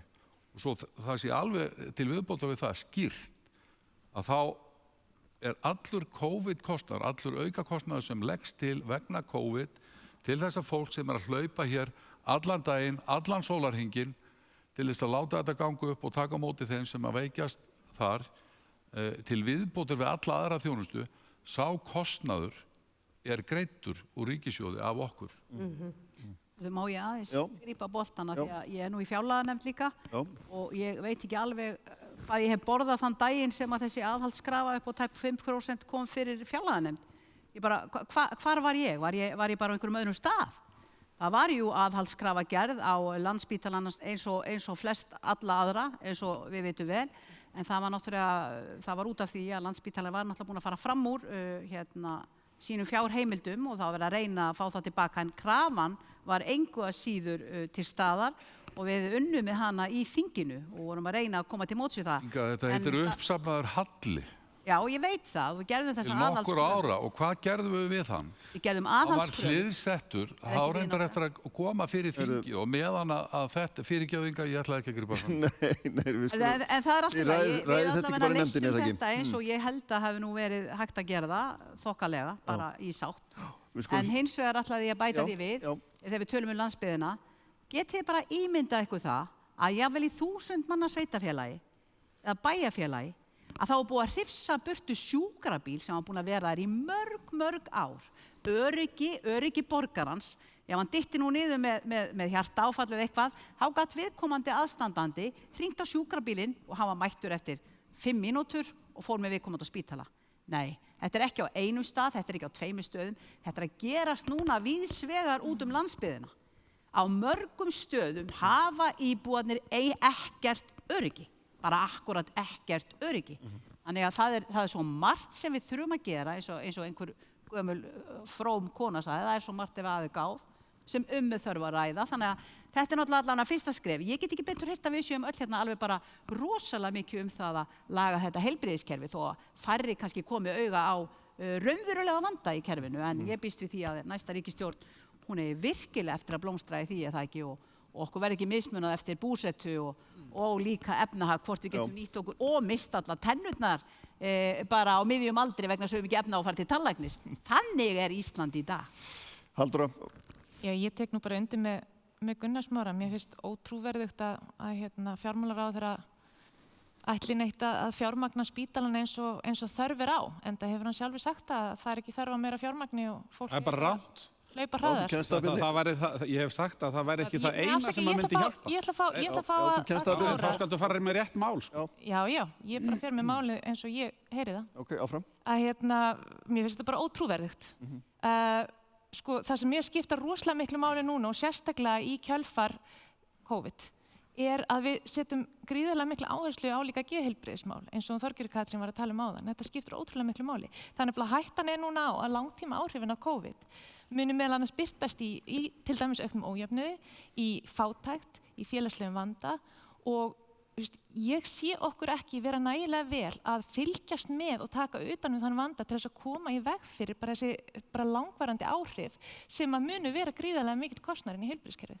Þannig að þetta bara við verðum að setja einhvern veginn bara valdeflingu fólks og í fyrsta sæti og tryggja það að við sem að taka nægilega vel utan fólk á fyrri stigum áður en það verður vandamál sem kostar okkur ofboðslega mikið, ekki bara í þjáningu fólks, þetta líka bara í hreinum kostnaðinn í önnur kerfi.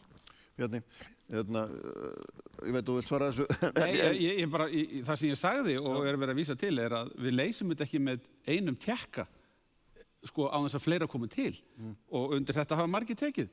Björn Sóga, Kári Stefánsson og fleiri. Það eru kerfislægir þættir. Það eru kerfislægir þættir sem þarf á sama tíma að taka tillit til. Annars vil ég taka undir með Loga hérna áðan sem að segir að það er óraunhæft að byggja upp sko fullkomnustu aðstöðu allstaðar landið. En þetta er samt synd hvernig þetta gerðist hjá okkur að það skildu vera byggðar upp fullkomnar skurðstofur eins og til dæmis á Suðurnesjunum sem að síðan örfáum árum síðar án þess að hafa komist ekkert inn í notkun lokað. Það er eitthvað að þegar við... Einhver lokað, en þær lokuðu sér sjálfar. Nei, niðurstaðan í úttektum innan heilbrigðiskerfisins er greinilega svo að það vantar fólk sem er tilbúið til þess að festa sig á stöðum, sérstaklega langt frá, tökum bara sem dæmi kröfuna að sé skurðlæknir staðsettur varanlega í Vestmannaeyjum.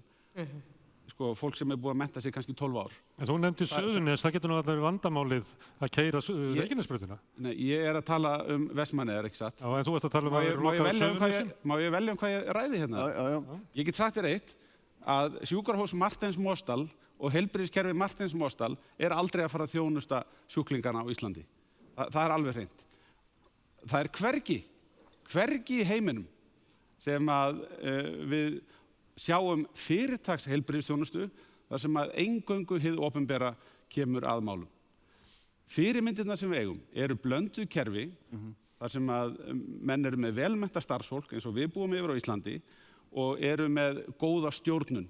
Samanber dæmi sem Björn Sóeka er að sýna okkur núna þessa dagana það hvað góð stjórnun á einum spítala hefur umbylt sjúkrahúsið sem komst ekki fyrir nokkrum árum síðan á lista yfir 100 bestu í heimi en núna annað besta sjúkrahús í Evrópu. Rétt áður við förum út úr þessu málaflokki, þú svarar því ekki alveg, hvers vegna var þessu lokað ef allir eru sammála það að við eigum að hafa þjónustuna nálægt fólkinu, einhverjir lokuð þessu? Já, á Suðurnesjunum. Til dæmis, já. Já, ég skil það þannig að í heilbrigðisráðuneytinu hafi málið verið metið þannig að fjármunirnir myndu nýtast betur annars staðar.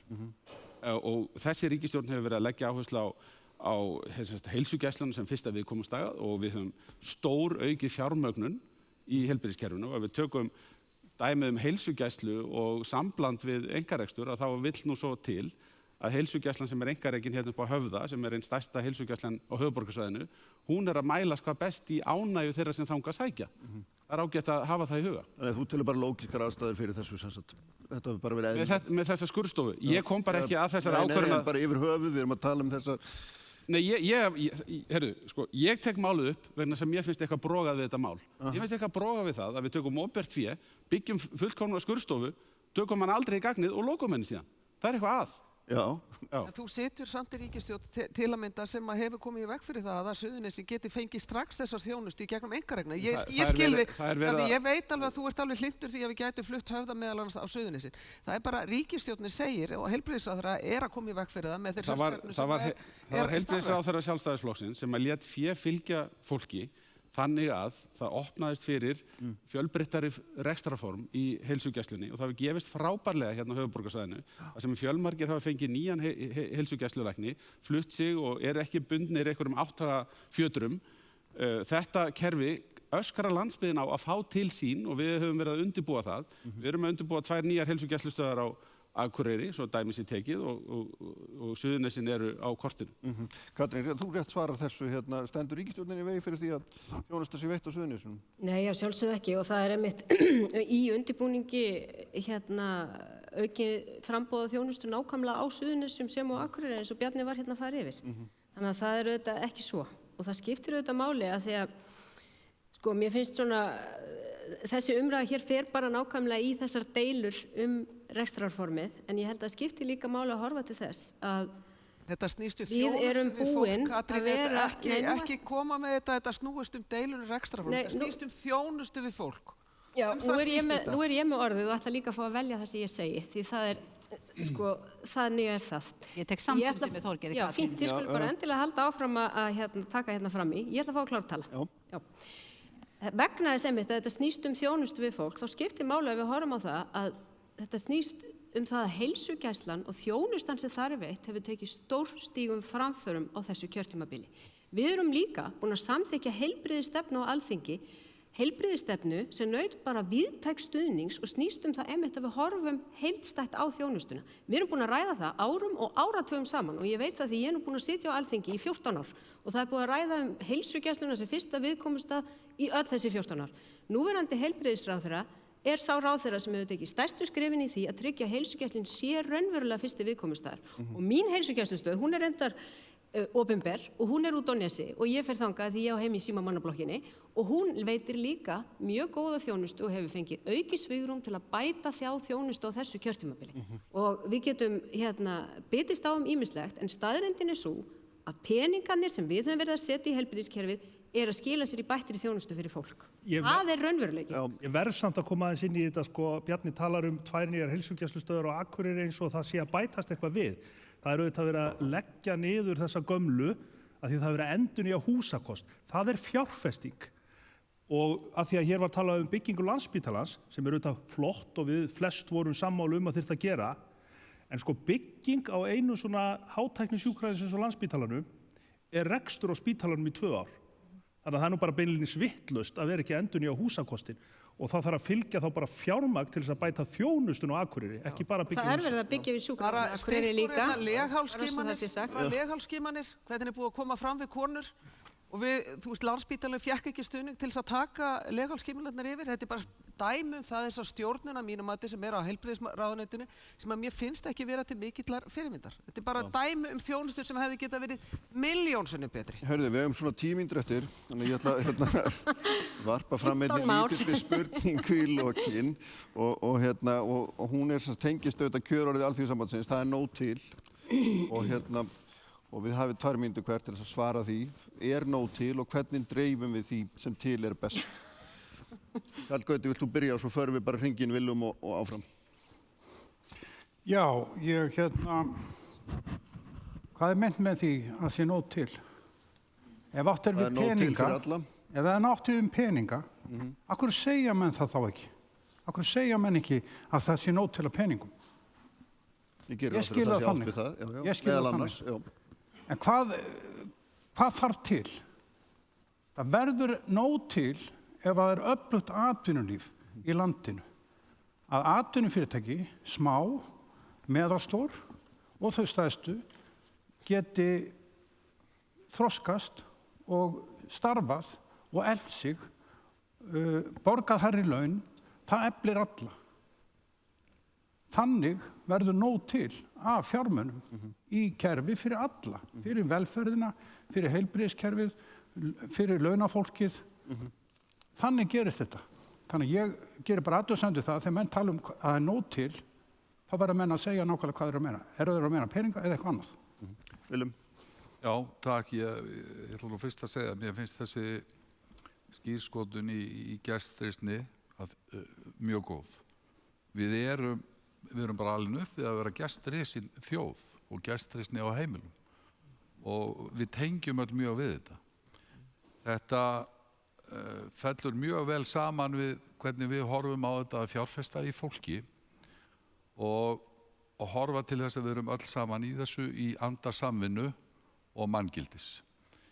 Við þurfum að halda áfram innviðauppbyggingunni, Ísland fulltengt, samgönguinnviðum sem lífæðin í þessu öllu saman til þess að mynda hér öflugt atvinnulíf og munum að við erum að fara út úr COVID og við erum að fara inn í og vorum þegar hafin sú vegferð að fara inn í hér skapandi grænna loftslagsvænna hagkerfi þar sem enginn skilinn eftir og þið komið ágætlega inn á það í mjög góðri skýrslu að allar alþjóðastofnanir eru farnar að taka undir þetta. Þetta það sem mikilvægt og í því felst jöfnuðurinn að við höfum öll atvinnu, þak yfir höfuðið og þar eigum við að byrja og deila þessu jafnt. Þorgerður? Náttúrulega stærsta verkefni næstu ríkisstjórnar að auka viðspyrnuna, tryggja hér öflugt atvinnulíf, blómlegt, fjölbreytt atvinnulíf, þannig að við getum aukið og treyst fjárhagslegt öryggi fólks og veitt fyrirtækjunum tækifæri til þess að vaxa og dafna. Jöfnur skiptir gríðarlega miklu máli í íslensku samfélagi og jöfn tækifæri. Ég man það að ég var að skoða grein eftir hann Daða Má, varaformann Viðreisnar og hagfræðing þar sem í grein sem var að skrifa í vísbendingu pappa sinn, minningagrein hann.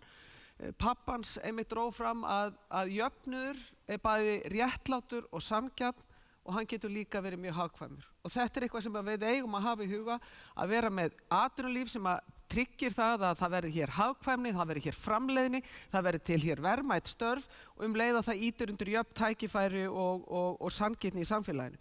Og þá ég komin að því, við horfum til dæmis á sjávarútveginn, kerfi sem við erum í grunninn stolt af, við viljum ekki kollvarpa kerfinu, en það alveg morgunljóst og það þarf ekki stjarneðlisfræðing til að sjá það að sjávarútvegurinn og útvegsfyrirtækin geta greitt meira. Við sjáum þá, við erum með tillögur þar og mér finnst vont til dæmis að heyra það að nú hafi slitnað upp úr kjaraviðræðum milli útgerða og sjómanna. Mér finnst það bara mjög furðulegt, sú nálgun. Ég var í heimsókn fyrirtæki í fyrradag sem gerði þjónustusamning fyrir ári síðan, varðandi það að selja þjónustu úr landi. Þá var það hagkvæmur samning og nú gengi búið að styrkjast það mikið að þau þurfa að segja upp starfsfólki núna. Ég hrædd það að þessi mikla styrking á genginu muni þegar við þurfum á sterkari ferðaþjónustu að halda og öflugri útflutningsvegum að halda, að þetta verði svona ákveðin dempun á þeim sóknarfæri sem við höfum til þess að skapa hér stöðu. Ekki nema við segjum það, við ætlum ekki að hugsa einhvern stöðuleika til lengri tíma. Við leggjum áherslu á, og það ekki bara út af einhverju, við leggjum áherslu á það að tryggja hér gengistöðuleika, fyrirsjáanleika og tengja krónuna við evru til þess að lækka vexti, til þess að tryggja það að verðbólga verði hér lagri. Það eru raunverulega kjarabætur til fólksins í landinu. Við verðum líka að horfast í augu við það samhliða og það kannski ekki smart að segja það hér á þingi ASÍ og verkalýðshreyfingarinnar, en leið og við segjum við þurfum að tryggja hér gengistöðuleika, þá þurfum við líka að spyrja okkur, erum við með rétta vinnumarkaðsmódeli hér á Íslandi sem að tryggja nákvæmlega það að kaupmáttur hér verði eins og annars staðar. Við erum að sjá það að laun hækka meir en helmingi meira hér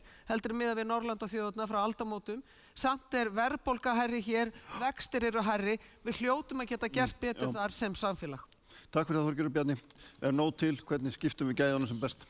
Já, í tíð þessar ríkisstjórnar hefur eignajöfnuður vaxið, tekjujöfnuður sömuleiðis. Þetta sýna tölurnar, ef við berum saman hlutdeild efstu prósentana í eignum eða tekjum sem hlutfalla heildinni, það er þróunin undanfarin ár.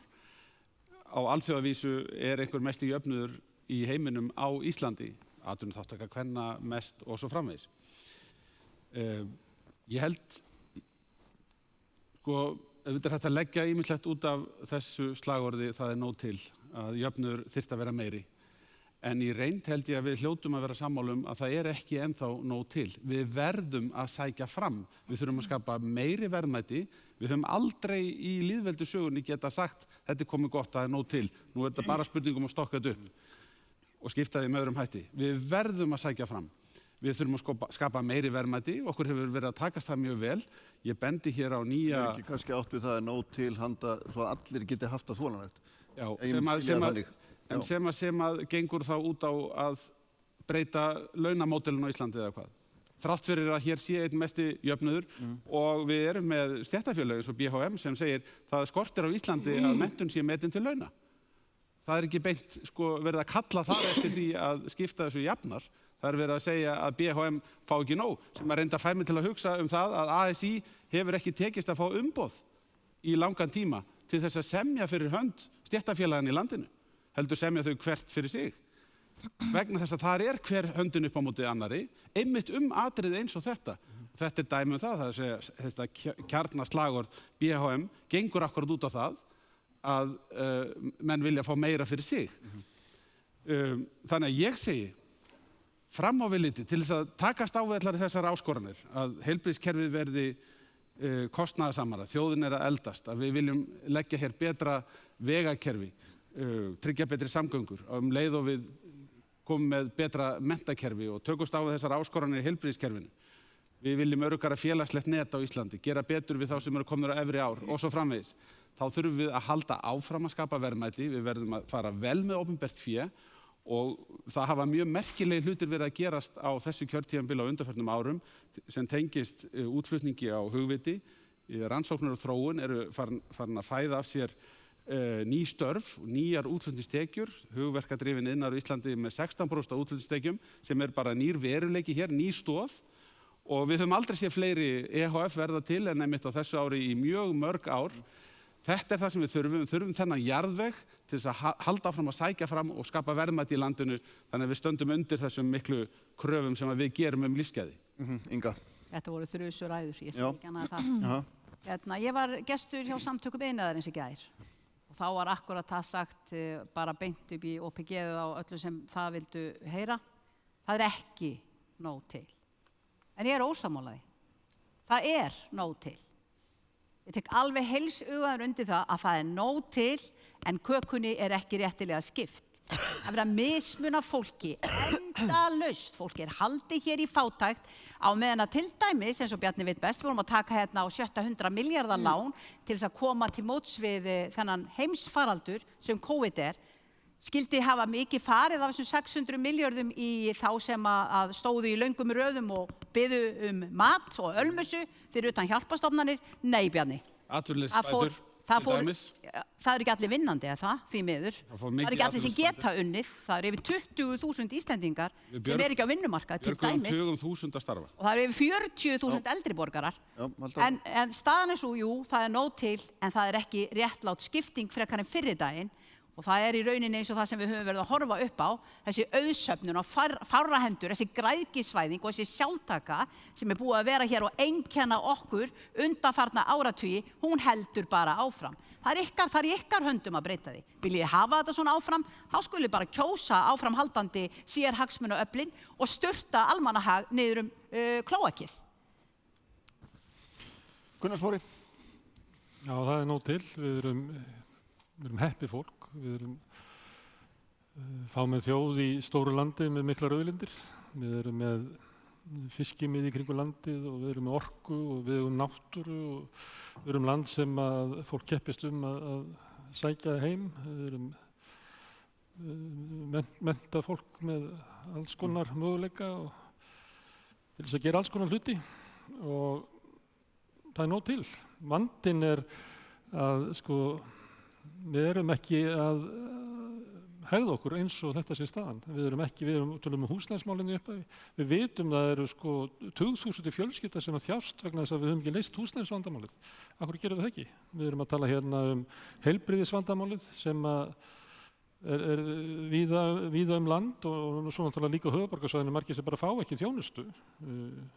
Á biðlistum og svona. Ég eyddi þessu kjörtímabili á biðlistum eftir mjög. Mamma að bíða eftir hjúkrunarheimili og það ekki þannig að einhver heimahjúkrun leysi hennar vanda, það vantar bara fleiri hjúkrunarheimili. Þannig að það alls konar verkefni sem að bíða sem hefur verið ýtt til hliðar vegna þess að það ekki þarfir almenning sem að hafa mótað samfélagi sem við erum að byggja upp. Heldur höfum við þurft að hlusta það núna í 20, 30, 40 ár að fyrst verðum við að aðstoða auðvaldið, hinn ríku, þar sem eiga fyrirtækin, til þess að búa til verðmæti og svo einhvern tíman á að koma því að þetta á að falla niður til okkar. En það hefur ekki gerst og það mun aldrei gerast. Það sem að við þurfum að ekki bara að deila verðmætunum rétt, við þurfum líka eitthvað að skoða kerfið sem við erum að búa til. Þetta kerfi sem að verður til þess að sem að auðvaldi ræður öllu, veldur stórkostlegri sóun. Bara í matvælaframleiðslu þá tapast 30% af verðmætunum áður en það kemur í búðina. Í búðinni tapast önnur 30%. Þetta kerfi sem við eigum ekki efni á. Við eigum ekki efni á að reka svona óhagkvæmt og við eigum ekki efni á að reka auðstétt sem að treður sér alltaf fremst í röðina og reynir að fá. Það var nefnt hérna samtök iðnaðarins í gær. Ég var bara sleginn yfir því. Þarna voru talsmenn auðvasta fólks á Íslandi var bara með langa lista kröfur á ríkissjóð. Við viljum fá styrki þarna, skattaafslátt þarna, við viljum hafa þetta svona. Bara stjórnlaus frekja. Við viljum að samfélagi verður að vera byggt upp eins og almenningur vill hafa það. Og svo getur bara auðvald að hugsa hvort það vilji búa í því samfélagi. Halldóra. Getur ekki verið öfugt. Nei, gott og vel. Halldóra, gjörðu svo. Já, það nóg til og hvernig dreifum við gæðunum best? Það klárlega nóg til. Mér finnst einhvern veginn núna í aðdraganda kosninga og á öllum sem fundum og samtali sem eiga sér stað, fyrst mér þetta snúast rosalega mikið það hvernig samfélag viljum við vera. Þú veist, viljum við tryggja hér lýðræðislegt og frjálst samfélagin í framtíðina. Þú veist, ef við viljum gera það, þá verðum við við erum búin að læra það núna í COVID, að krísur, það vega að frelsi, það vega að mannréttindum fólks. Þannig að skiptir okkur gríðarlega miklu máli að taka á loftslagsmálunum með festu og fara í róttækar aðgerðir í loftslagsmálum til þess að koma í veg fyrir framtíðar krísur. Það skiptir líka máli að við tökum sjálfvirknivæðingunni og fjóruðu innbyltingunni sem að gæti orðið krísa ef að við förum ekki rétt að. En við þurfum að taka þessum breytingum með opnum örmum, með auknu lýðræði, með nýsköpun, með menntun, með grænni uppbyggingu og passa það að þessi bylting sem hún verða á forsendum fólksins í landinu en ekki auðvaldsins, ekki þessara örfáu sem eiga allt og mikið í samfélaginu. Stefna Pírata miðar að því að skapa hér sjálfbært velsældarsamfélag sem hvílir á nýrri stjórnarskrá, hagkerfi framtíðarinnar, sanngjörnum leikreglum fyrir alla og virðingu við fólk og náttúru. Við erum að tala fyrir svona bottom-up, afsaki slettuna, ég kann ekki að segja þetta betur á íslensku, þessari bottom-up leið í atvinnusköpun. Grasrótarleið. Já, svona grasrótarleið, þar sem við erum að fjárfesta í fólki og hugmyndum þeirra og rannsóknir hafa sýnt bara að lítil fyrirtæki skapa miklu fleiri störf heldur en hinn stóru. Þannig að við viljum færa fókusinn þangað. Margt smátt gerir miklu meira heldur en fátt stórt. Við tölum fyrir framsæknu og grænu skattkerfi þar sem við verðlaunum grænt og látum skítugt kosta og látum almenning ekki bera þyngstu byrðirnar. Við erum að tala um það að hækka persónuafslátt strax, hækka hann í skrefum, gera hann útgreiðanlegan til þeirra sem eru ekki að nýta hann. Við erum að tala um að draga markvisst úr skerðingum og skilyrðum þar til þessum ólíku og flóknu stuðningskerfi hins opinbera hafa öll vikið fyrir skilyrðislausa grunnframfærslu. Og við erum að hafa það í huga að þegar við erum að tala um skilyrðislausa grunnframfærslu eða borgaralaun, að þarf við að tala um framtíðarsýn. Þetta er framtíðarsýnin sem við Píratar sjáum fyrir okkur og við bjóða fyrir þessar kosningar. En við viljum strax byrja að taka skrefin í átt að því með því að uppræta fátækt, fara í raunverulegt átak til þess að tryggja það að hér í þessu ríka landi að við séum að deila á sanngjarnan hátt þannig að það sé ekki fátækt sem þrífst hérna út í fátækt, hún kostar okkur öll svo ótrúlega miklu, þú veist ekki bara í þjáningu fólks, þetta er líka bara í beinhörðum peningum og þetta er eitthvað sem við þurfum ekki að viðhalda, þetta er mannanna verk og við getum breytt þessu. Það finnst mér vera fókusinn í þessum kosningum. Mjög gott, takk fyrir Logi. Já, ég get auðvitað tekið undir með fjármálaráðherra að við eigum auðvitað að reyna að skapa meiri og meiri verðmæti en helst verðum við að gera það á sem sjálfbærastan hátt. Hins vegar er ég ósammála með að það sé ekki nóg til. Vegna þess að það er alveg sama hvort okkur gengur vel eða illa, hvort við lendum í kreppu, krísu eða gengur vel. Við verðum alltaf að nálgast þetta eins og það sé nóg til að því að við erum samfélag. Og það gengur ekki að freki frændin koma alltaf aftur og aftur inn í afmælisveislunar og taki hálfa tertuna og skilji restina eftir handa 8-9 öðrum gestum. Og nú ætlum við í Samfylkingunni að segja frændanum þetta. Nú ætlum við að bæta lífskjör venjulegs fólks, hækka barnabætur fyrir fjölskyldufólkið, bæta lífskjör aldraðra og öryrkja og styrkja húsnæðismarkaðinn með innspýtingu. Og við erum kannski einn fárra flokka sem að segjum hvernig við ætlum að gera það. Við ætlum að gera það með því að láta 1-2 ríkustu prósent landsmanna borga hóflegan 1,5% eignaskatt og við ætlumst til þess að stöndugustu sjávarútvegsfyrirtækin þau greiði hærri arð og meðan finnum við flöt í sátt það hvernig við getum hámarkað arð okkar af auðlindum okkar. Og þetta gerum við að við trúum því að þetta sé ekki bara sanngirni, heldur líka vegna þess að jöfn samfélög eru líklegust til þess að vera heilbrigð, friðsöm og framsækin. Katrín, þú ert lokaorðin. Já, Ísland er ríkt land. Þannig er það bara. Og við erum líka land sem eigum því lána að fagna að hér er tekjujöfnuður til dæmis hvað mestur innan OECD og það er ekki síst því að þakka að verkalýðshreyfingin hefur lagt á það áherslu að hækka lægstu laun umfram önnur þegar við lítum til kjarasamninga aftur í tíman. Við höfum líka stjórnvöld hafa með ákveðnum tækjum eins og til dæmis að taka upp þrepaskipt skattkerfi sem kemur best út fyrir hina tekjulægri, að styrkja félagslegt húsnæðiskerfi á nýjan leik, að hækka barnabætur. Þetta eru allt jöfnunartæki og það er alveg hárrétt sem hér kemur fram að jöfnuður er bæði rétt að gera en það er líka best fyrir efnahaginn og best fyrir samfélagið. Það sem skiptir máli núna er hvernig við byggjum upp eftir COVID því þetta eru þetta áfall sem við höfum orðið fyrir og það þarf að vera verkefnið að auka og bæta lífskjör okkar allra á sjálfbærum grunni. Það þýðir að uppbyggingin þarf að vera fjölbreytt og hún þarf að vera græn. Við þurfum að horfa til þessar 4. stoðar sem hér var nefnt, það er að segja að byggja sterkari þekkingageira og hugverkageira sem eykur verðmætasköpun, en við þurfum hins vegar líka að gæta þess á sama tíma á allt sem við gerum þarf að stuðla því að draga úr losun og ná markmiðum okkar í loftslagsmálum, þá þurfum við að tryggja réttlát umskipti. Og það er annað mál sem verkalýðshreyfingin hefur tekið upp sem skiptir máli. Við þurfum að beita þeim tækjum sem við höfum, hvort sem er í gegnum skattkerfi eða menntakerfi eða önnur kerfi, til þess að tryggja það að almenningur, lífskjör hans rýrist ekki í gegnum aðgerðir okkar gegn loftslagsvánni sem verður eitt stærsta málið. Þess vegna skiptir máli að við byggjum á grunni velsældarhugmyndafræðinnar sem við höfum nú verið að innleiða, þar sem við séum alltaf að horfa á hérna félagslegu vít samhliða hérna efnahagslegu og hérna umhverfislegu. Og þetta stóra verkefni framundan og ef okkur gengur vel í þessu verkefni að tryggja hér jöfnuð og réttlæti en á sama tíma aukna verðmætasköpun og árangur í loftslagsmálum, þá okkur allir vegir færir. Það nóg til.